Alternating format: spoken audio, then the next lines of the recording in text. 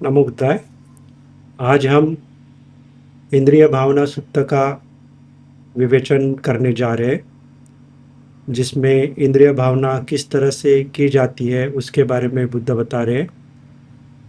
तो एक किसी और परंपरा से सीखने वाला शिष्य वहाँ पे आया हुआ है और बुद्ध से भेंट होने के बाद उनको नमस्कार करके वो उनके निकट बैठ जाता है।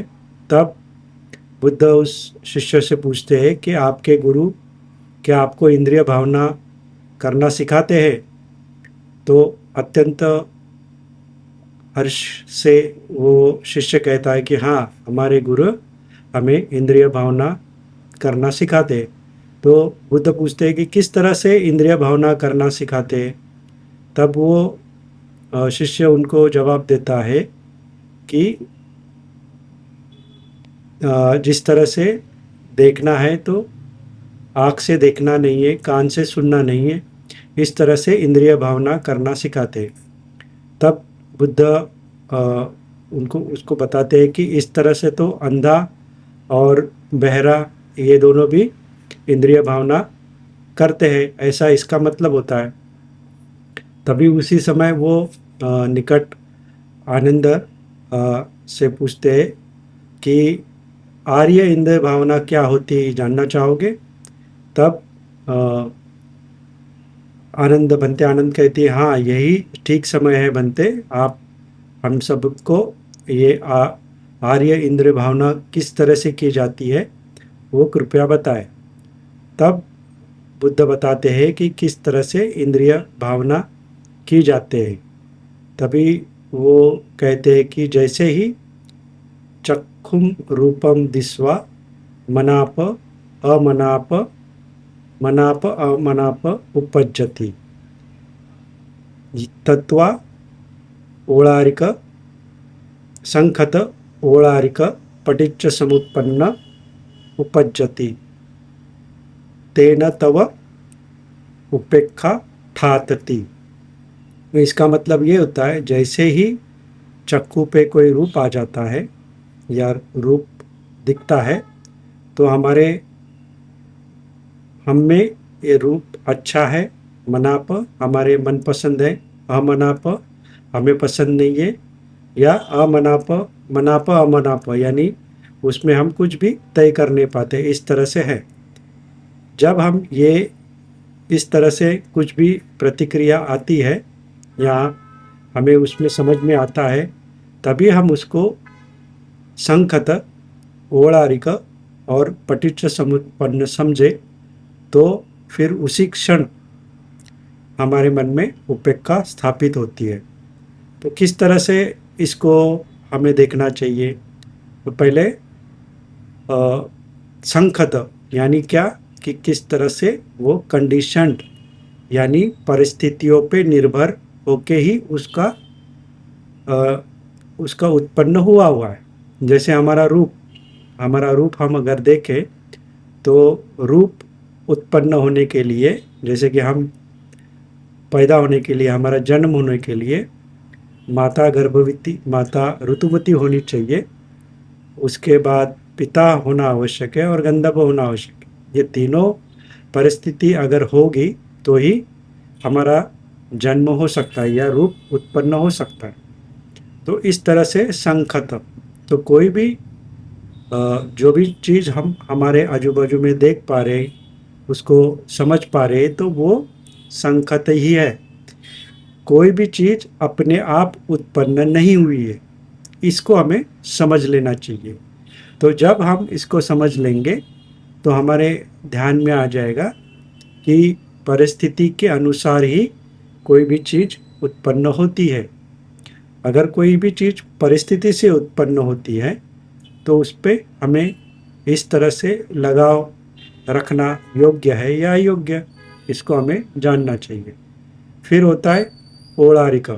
ओळारिका यानी स्थूल, जैसे कि हमारा शरीर स्थूल है और स्थूल होने के कारण हमें उसको पालन पोषण करना पड़ता है, उसको मेंटेन करना पड़ता है। जैसे कि हमें शरीर को खाना खिलाना पड़ता है, अगर वो बीमार हो जाए तो दवाई देनी पड़ती है। अगर उसको कोई भी मच्छर डंक ना मारे या कीड़ा वगैरह डंक ना मारे, इसके लिए वस्त्र परिधान करने पड़ते हैं। और फिर हमें कोई भी एक सुरक्षित जगह जैसे कि घर या भवन में रहना पड़ता है। तो इस तरह से ये ओलारिक होने के वजह से हमें अलग अलग तरह से उसको मेंटेन करना पड़ता है, उसका पालन पोषण करना पड़ता है। और ये करना बहुत ही दुखदायक है, क्योंकि पूरे दिन हमें 3 बार खाना खाना पड़ता है। वो खाना फिर ढूंढना पड़ता है खाना, यानी मेहनत करके कमा के लाना पड़ता है, फिर बनाना पड़ता है, फिर खाना पड़ता है। तो इस तरह से बहुत हमें कष्ट उठाने पड़ते हैं। साथ में बीमार होने के बाद, व्याधिग्रस्त होने के बाद उसको हमें दवाई भी देनी पड़ती है और उसको प्रोटेक्शन भी देना पड़ता है। तो इस तरह से ये जो स्थूल शरीर है, ओलारिक शरीर है, ये दुख है, इसको हमें मेंटेन करना पड़ता है। और फिर जो पटिच्च समुपन्न, तो जैसे ही हम जानते हैं कि जैसे ही हमारा जाति हुआ है, तो जाति के बाद जरा, यानी हम बूढ़े तो होने वाले, फिर बाद में मरण, वो भी निश्चित ही है। तो जाति, जरा, मरण, फिर बाद में शोक, परिदेव, दुख, दोमनस्य, ये सब उसी के साथ लगा हुआ है। तो ये हुआ पटिच्च समुपन्न। यानी अगर जाति का कारण है तो परिणाम उसके तो आएंगे ही, जैसे जरा उसका परिणाम है, मरण उसके परिणाम है। और यही नहीं, तो ये जो है, ये श्रृंखला अविद्या से शुरू हुई है। तो अविद्या पच्चा संखार, संखार पच्चा विज्ञान, विज्ञान पच्चा नाम रूप, नाम रूप पच्चा सड़ायतन, सड़ायतन पच्चा फस्स, फस्स पच्चा वेदना, वेदना पच्चा तना, तनहा पच्चा उपादान, उपादान पच्चा भव, और भव पच्चा जाति। तो इस तरह से उसका जो शुरुआत हुआ है वो भी कारण और परिणाम से हुई है, और इस होने के बाद उसके आगे भी कारण और परिणाम है। तो ये श्रृंखला लगी हुई है। तो इस वजह से ये जो रूप है हमारा, अगर हम रूप की बात करें तो ये पटिच्च समुत्पन्न है। तो जो चीज़ संखत है, यानी परिस्थिति के अनुसार उत्पन्न होती है और नष्ट होती है। अगर कोई भी एक परिस्थिति उसमें से हटा दो, जैसे हमारे आयु हो जाए तो वो नष्ट हो जाएगी, आयु खत्म तो नष्ट। फिर स्थूल है, इसके लिए उसको मेंटेन करना पड़ता है, उसका पालन पोषण करना पड़ता है। यहाँ पे हम देखेंगे कि जब हम रूपखंड को देख रहे थे तो 11 प्रकार के जो उसके ये है, किस तरह से रूपखंड बन रहा है ये तो हमने देख लिया है। तो उसमें अतीत, अनागत, पचुपन्न, अजत, बहित, ओलारिक, सुखम, हीन, पणित, संतिके, दूरे, इस तरह से ओलारिक और सुखम ये दोनों हमने देखा हुआ है। तो इससे रूपखंड बन रहा है। तो ओलारिक है वो स्थूल है, और जो सुखम यानी सूक्ष्म, यानी जैसे हम जानते हैं कि देवलोक में जो रूप होता है यानी शरीर होता है वो सूक्ष्म होता है। तो वहाँ उसको पालन पोषण या उसको भरण पोषण करने की उतनी आवश्यकता नहीं होती है, उतना दुख नहीं उठाना पड़ता है जितना हमें मनुष्य लोक में करना पड़ता है। तो जैसे हमारे कर्म बढ़ते जाएंगे वैसे हमें स्थूल शरीर मिलता जाएगा, और जैसे हमारे कर्म अच्छे होते जाएंगे वैसे हमारा शरीर सूक्ष्म होते जाएगा। तो इस तरह से ओलारिक और सुकुम को हम देख सकते हैं। और पटिच्च समुत्पन्न, तो अगर ये रूप, ये जिस तरह से संकत है, ओलारिक है और पटिच्च समुत्पन्न है, तो इसमें कोई भी चीज़ ऐसी है कि जिसको हम आसक्त होने चाहिए, तो ऐसे कोई भी चीज़ नहीं है।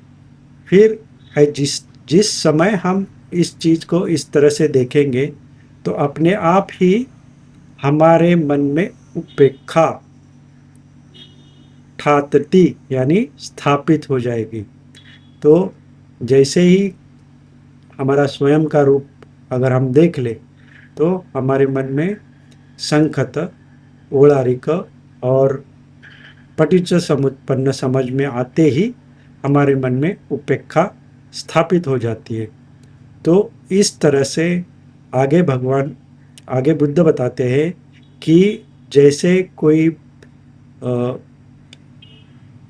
आदमी है जो अपनी आँख बंद करके खोलता है, उतने क्षण में ही अगर हम ये समझ जाए तो तभी हमारे में उपेक्षा स्थापित हो जाती है।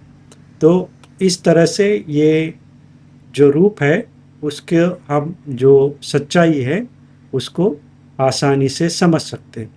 तो इसके लिए बहुत आवश्यक है कि किस तरह से हम ये इंद्रिय भावना को समझें। तो इसी तरह से जो वेदना है, संज्ञा है, संखार है और विज्ञान है, जैसे कि हम सब जानते हैं कि रूप के साथ ही हमें वेदना, संज्ञा, संखार, विज्ञान इसका अनुभव होता है। तो जैसे रूप है, संकत है, ओलारिक है और सुखमय, ओलारिक है और पटिच्च समुत्पन्न है। तो उसी के साथ जो वेदना, संज्ञा, संखार वो भी और विज्ञान उसी तरह से ही संखत, ओलारिक और पटिच्च समुत्पन्न है।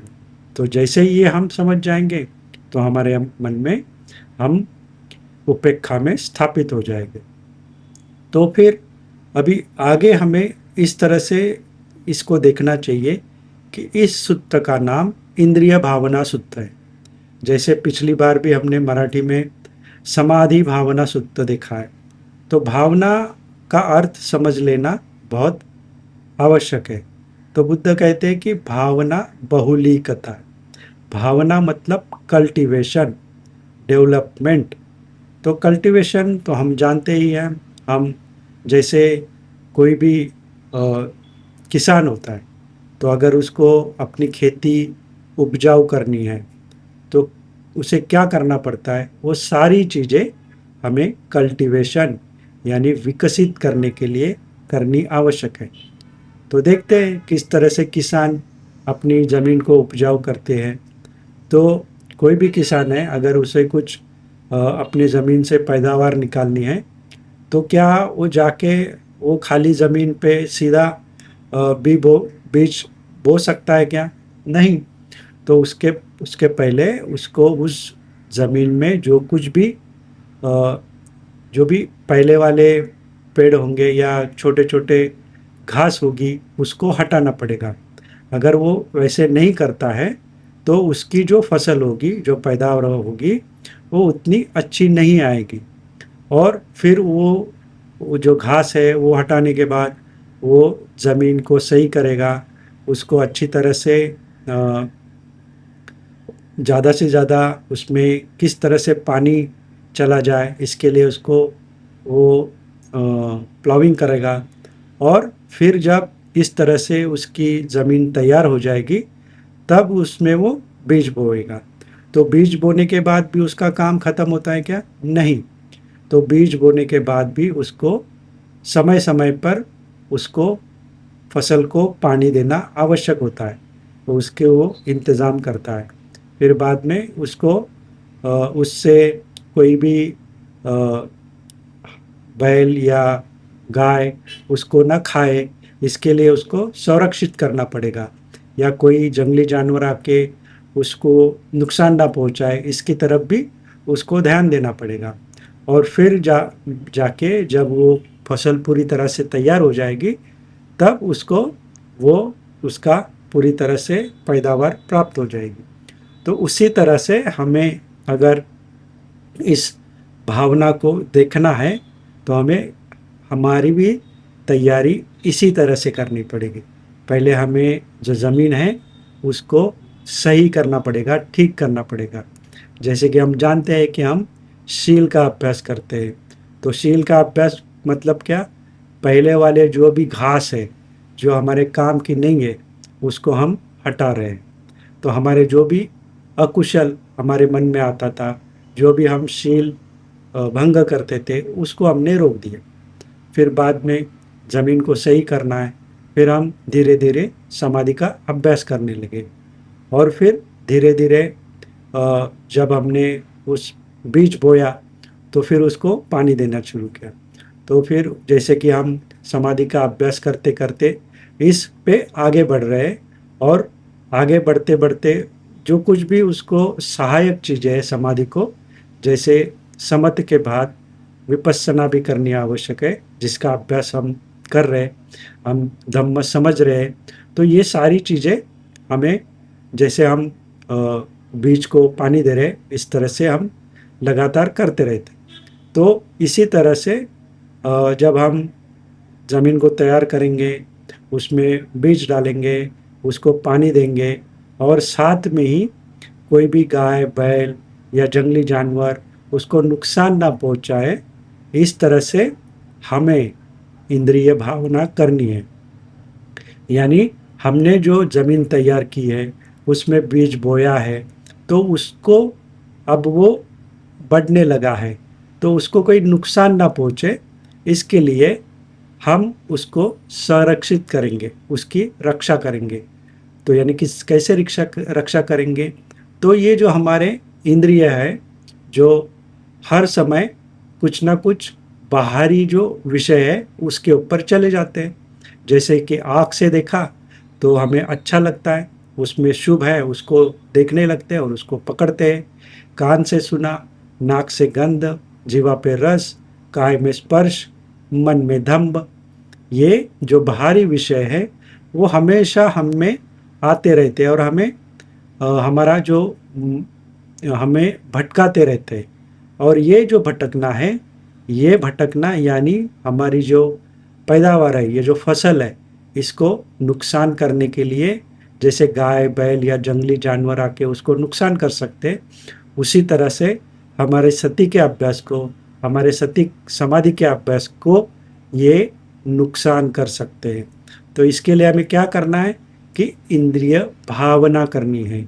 यानी हमें जो भी हम इंद्रिय पे विषय आएंगे, उसको उसी रूप में देखना है जिस रूप में वो है, ना कि जो हम अविद्या के वजह से या हमारे जो हम समझ नहीं पा रहे उसकी वजह से हम उसको शुभ देख रहे, नित्य देख रहे और सुख देख रहे।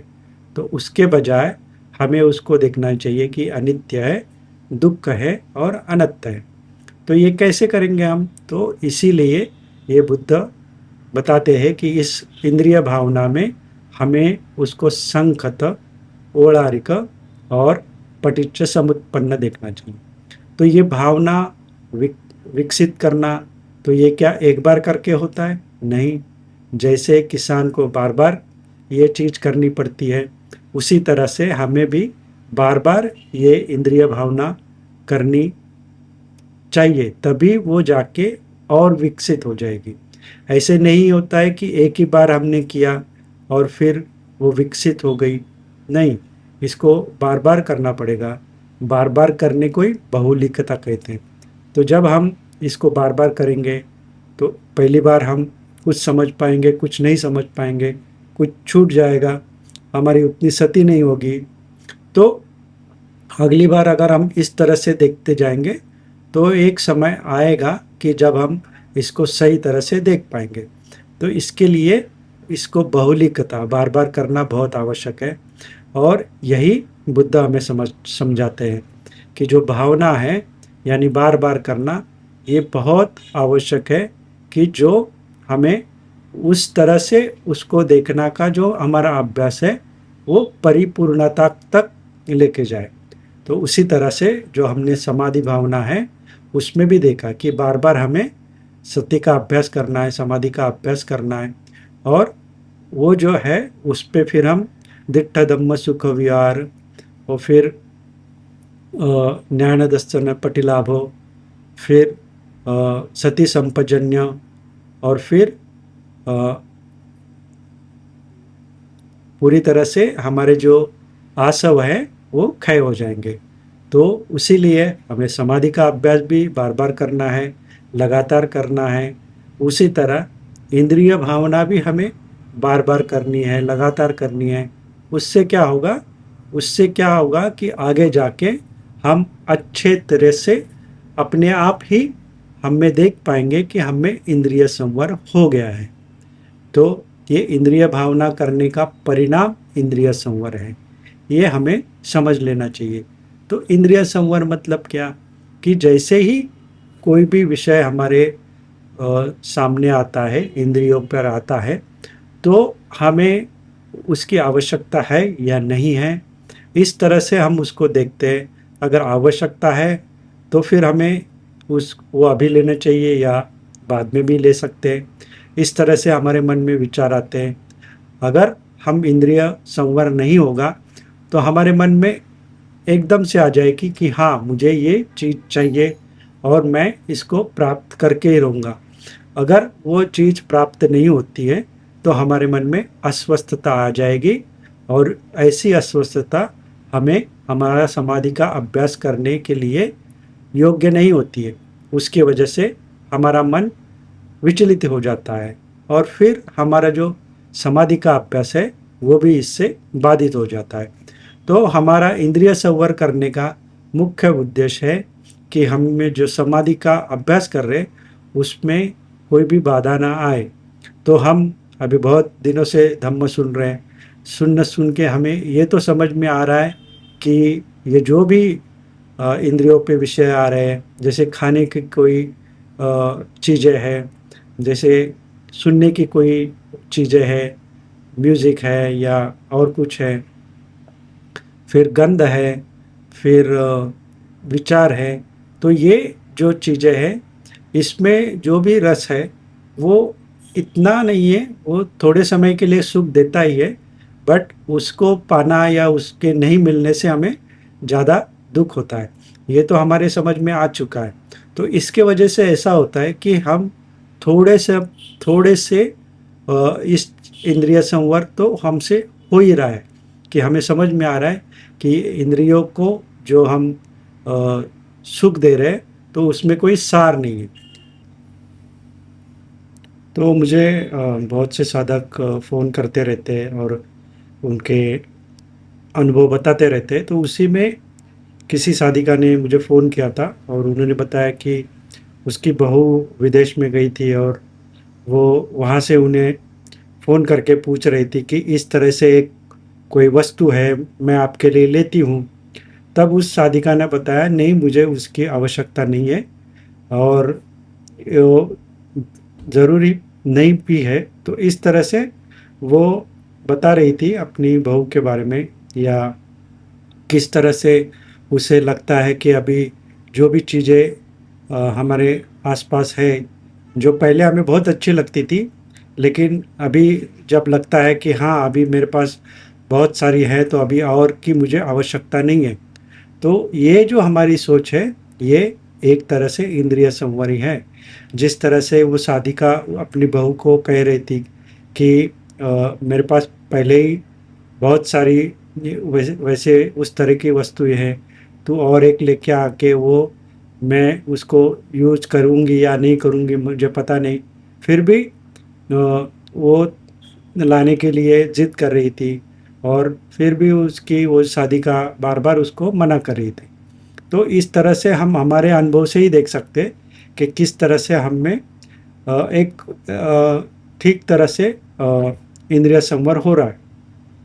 लेकिन जो भी हम अपेक्षित है, जो हमारे समाधि को बाधा ना पहुंचाए, इस तरह का इंद्रिय संवर हमें प्राप्त करना है। तो उसके लिए इस तरह से इंद्रिय भावना करना बहुत आवश्यक है। तो जैसे हम बार बार इसको करते रहेंगे, जो भी हमारे सामने विषय आ रहे हैं, इंद्रियों पे विषय आ रहे हैं, उनकी जो सच्चाई है, उसको जो जिस जिस तरह से है, उसको अगर हम देख पाए, तो फिर पहले जो हम उसके प्रति आसक्त हो जाते थे और वो वस्तु या चीज़ मुझे मिलनी ही चाहिए, किस तरह से भी मुझे उसका लाभ होना चाहिए, ये हमारे मन में आके हम अस्वस्थ हो जाते थे, और फिर उस चीज़ के पीछे ही हमारे मन में बहुत लंबे समय तक वो चीज़ के बारे में ही रहता था। और बहुत से ये जो होता है ये बहुत सा हम खाने के ऊपर ज़्यादा होता है, क्योंकि हमारी जो स्वाद है वो इस तरह से विकसित होता है कि हमें हमेशा कुछ तो नया जिसमें स्वाद हो, जिसका हम रस ग्रहण करें, जिसका हमें सुख प्राप्त हो, इस तरह से हमें लगता है। तो हम अभी इतना जो धम्म सुन रहे हैं तो हमें ये भी पता है कि हमें जो खाना है वो सिर्फ ये जो शरीर है उसका पालन करने के लिए खाना है, तो हम एन्जॉयमेंट के लिए या सुख के लिए तो नहीं खा रहे। तो वो भी हम देख सकते हैं कि बहुत कम हो गया है। और जब भी हमें अच्छे तरह का भोजन या पदार्थ मिलते हैं तो हम वही समझ के खाते हैं कि किस तरह से भी हमें ये पेट भरना है और जो भूख की वेदना है वो मिट जाए और थोड़ी सी उससे राहत मिले। इस तरह से हमारी सोच होती है। और इसी तरह से जो भी हमारे बाकी भी जो हम चाहते हैं कि ये मेरे साथ हो, ये मेरे साथ इस तरह से अच्छा लगे, जैसे वस्त्र पहनना है, तो इस तरह से हमारी थोड़े से हम संयमित हो चुके हैं, उसमें कोई दो राय नहीं है। बट थोड़े से और हमें उस अभी हमारा धम्म सुन के संयम हुआ है, लेकिन अभी हमको देखना है कि जो वस्तु हमें अच्छी लग रही है वो वस्तु में संखत, ओलारिक और पटिच्च समुपन्न है। और ये जो हम धम्म का अभ्यास कर रहे हैं तो इसमें जो भी उदाहरण दिए जाते हैं तो सबसे पहले तो हमें हमारा स्वयं के रूप के ऊपर ही काम करना है, क्योंकि सबसे बड़ी आसक्ति हमें हमारे रूप के प्रति ही होती है। तो जैसे इस सूक्त में भी बुद्ध रूप से ही शुरू करते हैं, उसी तरह से हमें भी हमारे रूप से ही शुरू करना चाहिए कि हमारा जो शरीर है वो संखत, ओलारिक और पटिच्च समुपन्न है।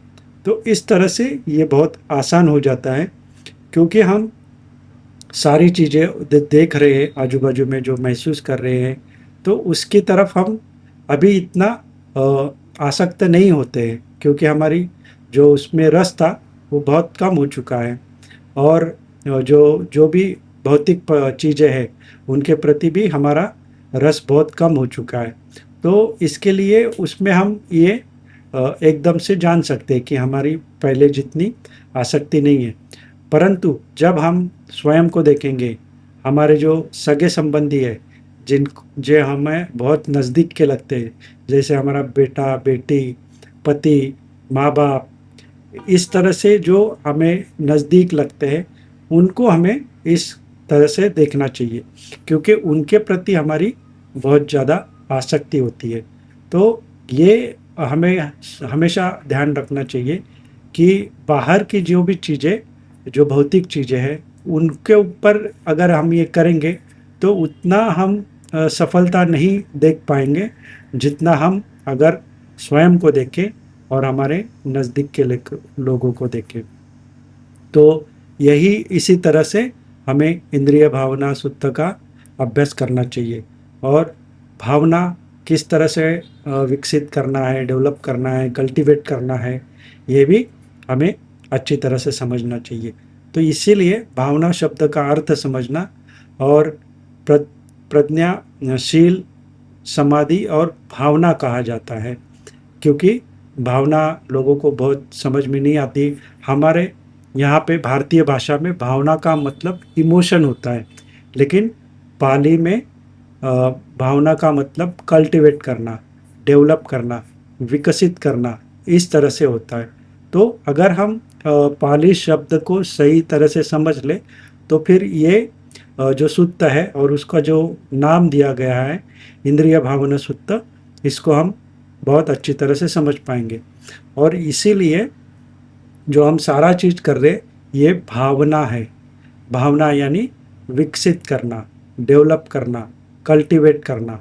तो ये हमें बार बार स्वयं को ध्यान देना चाहिए कि किस तरह से हम विकसित कर रहे हैं। किसको विकसित कर रहे हैं?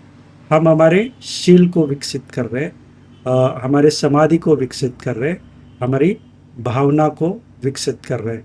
तो समाधि को विकसित करना यानी उसमें समर्थ और विपස්සना दोनों ही पार्ट भावना में आते हैं। और इसीलिए जैसे हम इस तरह से समाधि का अभ्यास करेंगे, हमारा मन स्थिर हो जाएगा और फिर स्थिर मन होने के साथ ही हम ये सारी चीज़ें इसका अनुभव कर पाएंगे। इसके लिए हमारा मन स्थिर होना बहुत आवश्यक है, जिसके लिए हम समाधि का अभ्यास कर रहे हैं, साथ में सति का भी अभ्यास करें। तो ये दोनों हमेशा हमें ध्यान में रखना चाहिए कि हमारा जो ऑब्जेक्ट है या हमारा जो ध्येय है, तो मन को स्थिर करना है, जिससे कि हम क्या हो रहा है वो सही तरह से देख पाए, सही तरह से पहचान पाए। और फिर उसको हम, जब हमारा मन स्थिर हो जाए, जब वो विचलित होता है तो हम चीज़ें सही से नहीं देख पाते, तो वो और चीज़ों के ऊपर और विषयों के ऊपर भागते रहता है, जो हमें स्पष्टता नहीं दिखाई देती है।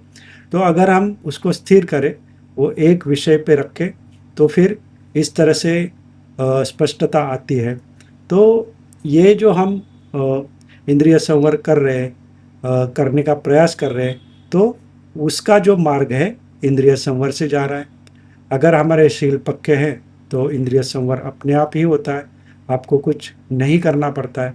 लेकिन अगर हमें जानकारी आनी चाहिए कि हमारा इंद्रिय संवर हो रहा है कि नहीं, तो हमें इस तरह से हमें स्वयं की परीक्षा लेनी चाहिए कि जो भी विषय मेरे इंद्रियों पे आ रहा है, क्या वो संखत और ओलारिक और पटिच्च समुत्पन्न इस तरह से मैं देख पा रहा हूँ। अगर देख पा रहा हूँ तो मैं सही दिशा में जा रहा हूँ, तो उसमें कोई भी आपत्ति नहीं है। अगर नहीं देख पा रहा हूँ तो ठीक है, मुझे उस तरह से मेरी दृष्टि को विकसित करना पड़ेगा। तो यही हमें बार बार समझना चाहिए, चेक करना चाहिए कि किस तरह से हमारी जो साधना है या जो भी उसको परिपूर्ण करने वाली जो चीज़ें हैं, सपोर्टिंग, सहायक, आधारभूत करने वाली भी जो चीज़ें हैं, वो हम में विकसित हो रही कि नहीं, उसको हमें बार बार चेक करना चाहिए। तो इस तरह से हम जो इंद्रिय भावना सूत्र है उसको ठीक तरह से समझ के इंद्रिय भावना पे आगे हमें काम करना चाहिए।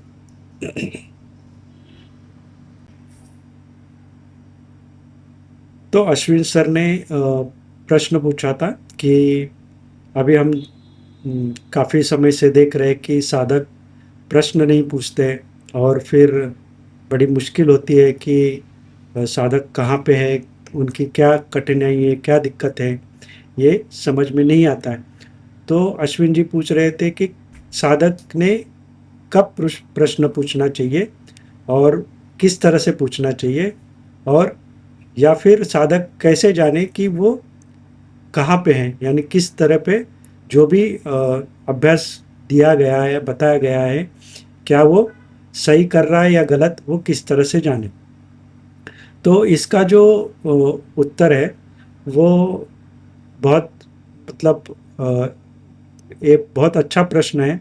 और जो जानकारी है कि साधक प्रश्न नहीं पूछते, वो भी बात सही है। जब तक साधक प्रश्न नहीं पूछेंगे तब तक किस विषय पे हमें मार्गदर्शन करना है, किस विषय को और विस्तार से बताना है, ये समझना थोड़ा सा कठिन होता है। अभी ये जो इंद्रिय भावना के बारे में बताया, तो बहुत से साधकों का इसके ऊपर प्रश्न आया था। तो स्वाभाविक है कि ऐसे लगा कि और भी साधकों का ये प्रश्न हो सकता है, इसके लिए उसको मैं विस्तार से बताना ज़रूरी समझा। उसी तरह से जो साधक है, अगर प्रश्न नहीं पूछते तो हमें थोड़ी सी दिक्कत होती है कि क्या बताया जाए कि जिस तरह से वो अपनी साधना को आगे बढ़ाए। तो अगर कोई साधक ये समझना चाहता है कि जो भी मैं अभ्यास कर रहा हूँ सही कर रहा हूँ कि नहीं, तो उसके कुछ पायदान है जो हमें समझने चाहिए। जिस तरह से हम अभी पंचस्कंद का अभ्यास कर रहे हैं, पैन पुंडुपम सूत्र के अनुसार, तो उसमें अगर हम पटवी आपो तेजो वायु का अभ्यास कर रहे हैं, तो साधक ये समझ में आना चाहिए, या रूप का अभ्यास कर रहे हैं उसी में भी, तो जिस तरह से मेरी समझ थी पहले कि ये मेरा शरीर घन है, तो ये शरीर घन है, ये समझ धीरे धीरे, जैसे वो पटवी का अभ्यास कर रहा है या आपो का अभ्यास कर रहा है या वायु का या तेजो का, तो वो करते करते अगर वो सही रास्ते पे है, वो सही तरह से सही समय देख के वो देख पा रहा है और समझ पा रहा है, तो उसकी जो समझ होती है कि ये शरीर घन है, वो थोड़ी थोड़ी कमज़ोर होती जाती है, फेड होती जाती है। और वो जैसे फेन पिंडुपमा रूपा, यानी ये जो शरीर है, ये रूप है, ये झाग की तरह है, इस वो उसको थोड़े से समझ में आने लगता है। अभी पूरी तरह से समझने को समय हो सकता है, वो सब निर्भर है साधक कितना समय साधना को दे रहा है। और ऐसे भी होता है कि किसी और साधक के अनुभव सुनकर साधक दूसरे साधक को लगता है कि मुझे तो अभी इस तरह से अनुभव नहीं आए हैं, तो क्या मैं गलत कर रहा हूँ? तो ऐसे नहीं होता है। कभी कभी कोई साधक ज़्यादा समय से या लंबे समय से वो विषय पे होता है और फिर उसको अनुभव आना शुरू होता है, वो तो स्वाभाविक है, उसमें कोई उसने कुछ अलग किया ऐसे बात नहीं है। और अगर दूसरा जो साधक है उसने उतना समय नहीं दिया हो, तो उसको उस तरह से अनुभव आना थोड़ा मुश्किल है। तो इसलिए हमें कोई भी साधक को दूसरे साधक से तुलना नहीं करनी चाहिए, क्योंकि हमें पता नहीं वो किस तरह से साधना कर रहा है और कितने लंबे समय से उस विषय पे है। और हम यहाँ पे कोई स्पर्धा भी नहीं कर रहे। जो जितना समय देगा उसको उतना जल्दी अनुभव आएगा, तो हमें किसी से स्पर्धा भी नहीं करनी है। कोई भी साधक अगर अच्छी तरह से कर रहा है तो उसको पूछना चाहिए कि भाई तूने किस तरह से किया, मुझे भी बता तो मैं भी आगे चलूँ। तो इस तरह से हमें देखना चाहिए कि मैं जो अभ्यास कर रहा हूँ वो सही कर रहा हूँ या गलत कर रहा हूँ। गलत तो नहीं होता है, बट कुछ शंकाएं होती है जिसको हमें हमेशा दूर करना चाहिए। जैसे कि हम देखते हैं कि जब जब भी कोई अभ्यास दिया जाता है तो वो पूरी उसमें इंस्ट्रक्शन दिए जाते हैं, निर्देश दिए जाते हैं कि किस तरह से करना है, लेकिन कुछ भाग होता है वो उस समय हमारे ध्यान में नहीं आते हैं। तो अगर हम लंबे समय से कर रहे हैं और थोड़ी सी कठिनाई हो रही है, उतनी सहजता से नहीं कर पा रहे, तो हमें अवश्य ही जिस भाग में हमें ये निर्देश दिए गए थे उस भाग को या उस वीडियो को दोबारा फिर से सुनना चाहिए, और एक नहीं 2-3 बार सुनना चाहिए, जिससे कि हमारी कोई भी शंका हो वो दूर हो जाए। तो ये करना बहुत आवश्यक है अगर हमें लग रहा है कि मैं उतना सहजता से या आसानी से नहीं कर पा रहा हूँ। अगर आप कर पा रहे हो तो कोई दिक्कत नहीं, आप उसको आगे बढ़ा सकते हो। तो इस तरह से साधक खुद ही जान सकता है कि वो कितने अच्छी तरह से साधना कर रहा है, कोई और उसके बारे में नहीं बता सकता। तो हमेशा साधक को इस बात को जांचना चाहिए कि मैं जो भी कर रहा हूँ वो सही कर रहा हूँ और सही दिशा में जा रहा हूँ। बात प्रश्न पूछने की है तो कोई भी साधक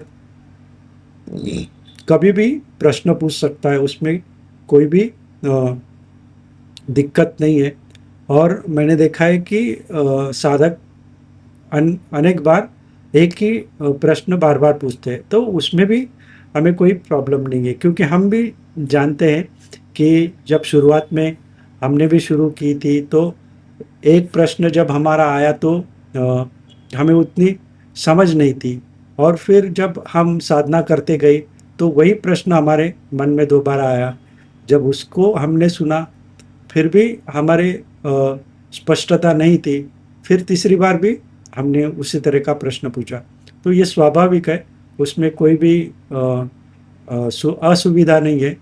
क्योंकि हमारी जैसे जैसे समझ बढ़ती जाती है, तो पहले वाला प्रश्न ही हम अच्छी तरह से समझने का प्रयास करते हैं। तो ये स्वाभाविक है, ऐसे होता है और उसमें कोई असहजता नहीं होती है। तो आप बार-बार लगातार प्रश्न पूछ सकते हो, लेकिन आपके जो शंका है, वो निवारण होना बहुत आवश्यक है। जो आपके समाधि के लिए, अभ्यास के लिए जो आपकी समझ है, उसके लिए बाधा होती है। तो आप बार-बार पूछें, लगातार पूछें, कोई प्रॉब्लम नहीं। अभी जिस तरह से ये क्वेश्चन आंसर सेशन होता है, तो उसमें भी बहुत साधक प्रश्न नहीं पूछते। देखना पड़ता है कि किस तरह से कोई विषय पूरी तरह से समझा नहीं हो, तो उसको हम उनके सामने रखते। तो हमेशा ही साधकों को बिना हिचकिचाहट प्रश्न पूछने चाहिए। अगर ऐसे प्लेटफॉर्म पे वो नहीं पूछ पाते, तो आप पर्सनली फ़ोन करके भी पूछ सकते हैं। और हमेशा जांचें कि जो भी हमने सुना है, समझा है, वो सही सही तरह से है। अगर हम आपस में एक दूसरे से साधक से पूछे, तो दोनों साधक हैं, दोनों को इतनी स्पष्टता नहीं होती है, तो थोड़ी सी मिसअंडरस्टैंडिंग या गलती हो सकती है। उसके लिए अच्छा है कि आप सीधा गुरु गुरु होंगे उनसे ही पूछे। तो इस तरह से बिना हिचकिचाहट प्रश्न पूछने चाहिए। और जो भी आपकी शंका है, वो अगर दूर हो जाए, तो ये आपके लिए ही बेहतर होता है। तो आपकी जो साधना की गति है, वो और बढ़ती है और फिर आगे आपको दिक्कतें कम आती है। तो इस तरह से इस प्रश्न का उत्तर। और फिर बाद में सोनिया जी ने प्रश्न पूछा था कि प्रथम ज्ञान में रहना है, यानी उसका मतलब क्या है? तो जो भी हम ध्यान कर रहे हैं, समझो सांस के ऊपर आनापानसति में, तो जो प्रथम ध्यान, द्वितीय ध्यान, तृतीय ध्यान, चतुर्थ ध्यान, ये ध्यान के घटक होते हैं। तो प्रथम ध्यान यानी वितक्क विचार। तो वितक्क विचार में हमें जैसे सांस आ रही है, जा रही है, उसको देख रहे, तो उसी पर उसी में रहना, यानी जो भी हमने वितक्क विचार को सवितक्क सविचार किया, यानी सांस को आते हुए जाते हुए हम देख रहे, तो उसी को सवितक्क सविचार करके उसके ऊपर ही रहना है, उसमें रहना, यानी उसका पूरा अनुभव लेना।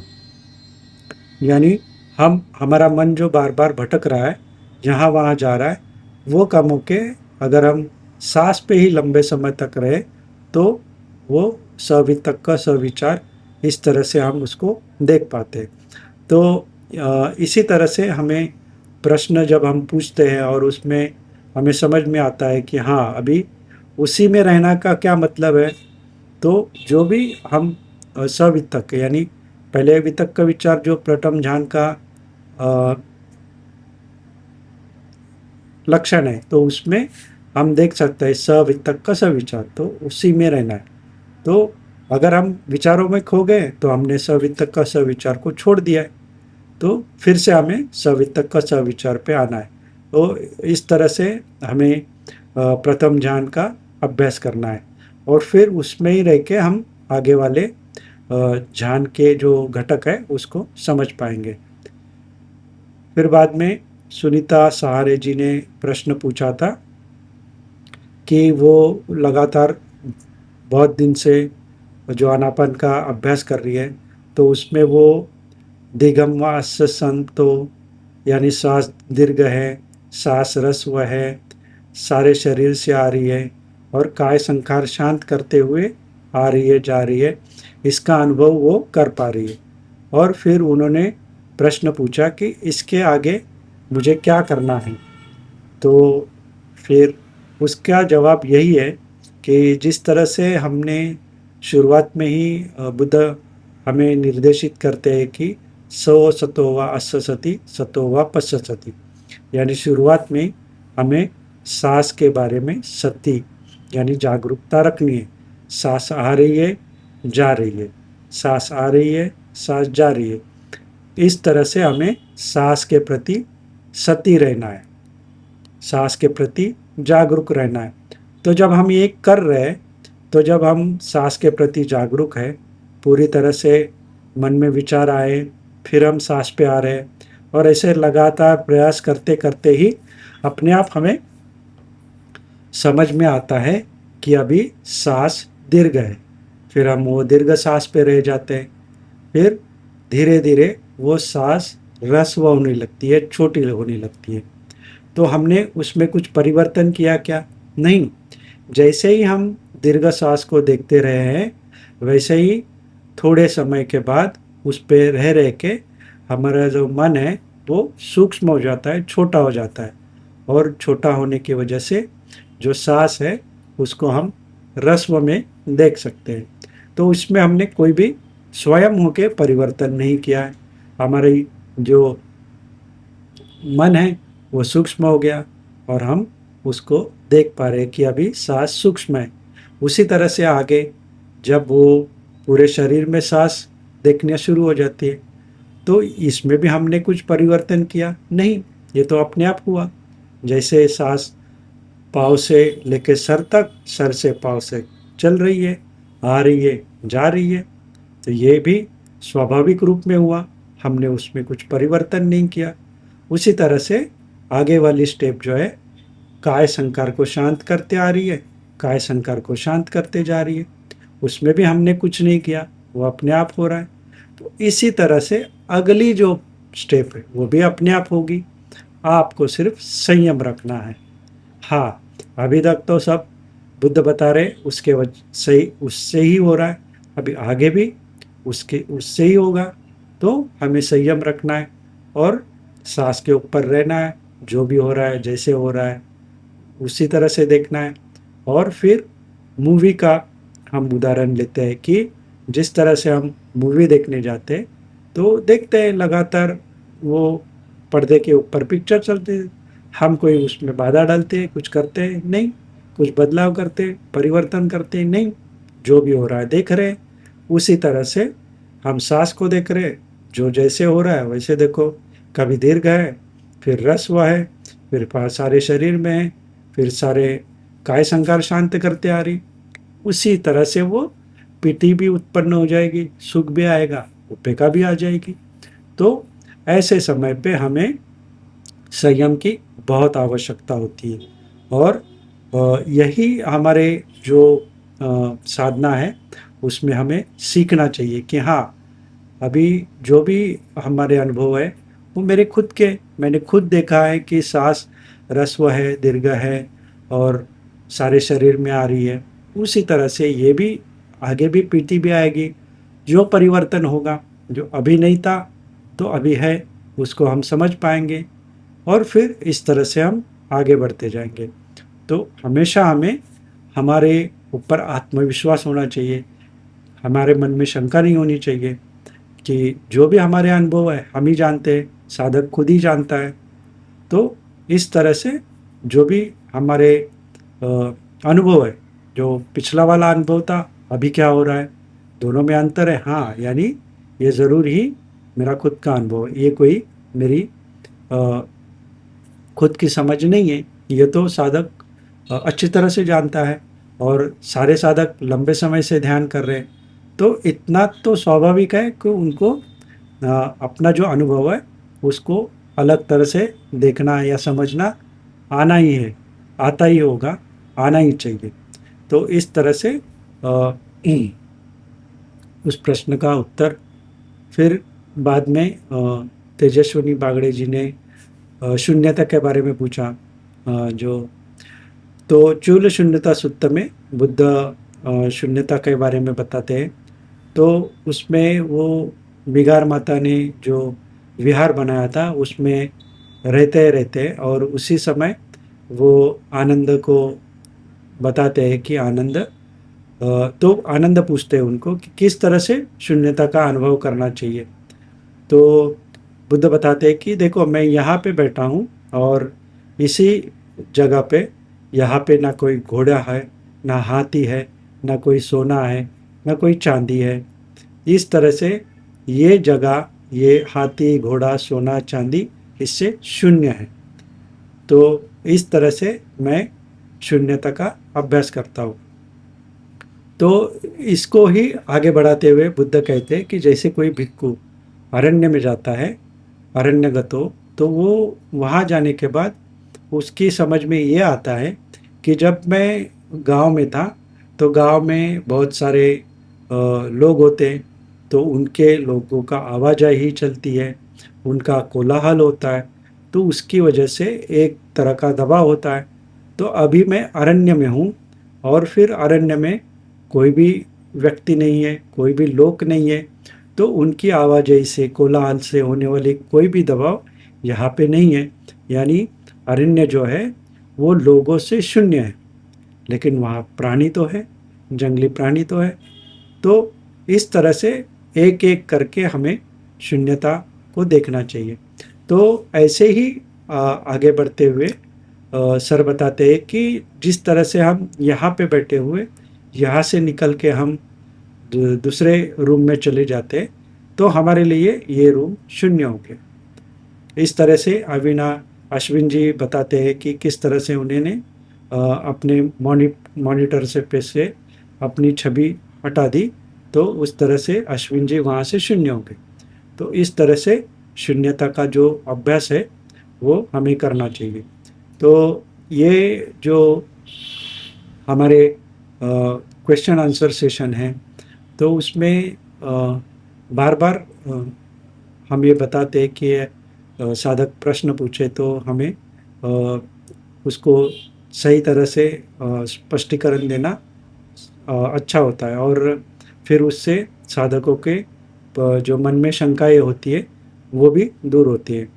2 सेशन जो पिछले थे वो उसमें रिकॉर्डिंग में थोड़ी सी दिक्कतें आई, तो उसके लिए मैं ये दोनों का कंबाइन करके ये वाला वीडियो बना रहा हूँ। अगली बार मैं देखूँगा कि उसमें कोई रिकॉर्डिंग में गड़बड़ी ना हो और साधकों को कोई असुविधा ना हो। और इसी के साथ ये जो सेशन है, ये दोनों जो संडे का है, उसको मैं समाप्त करता हूँ। आप सबका मंगल हो। साधु साधु साधु।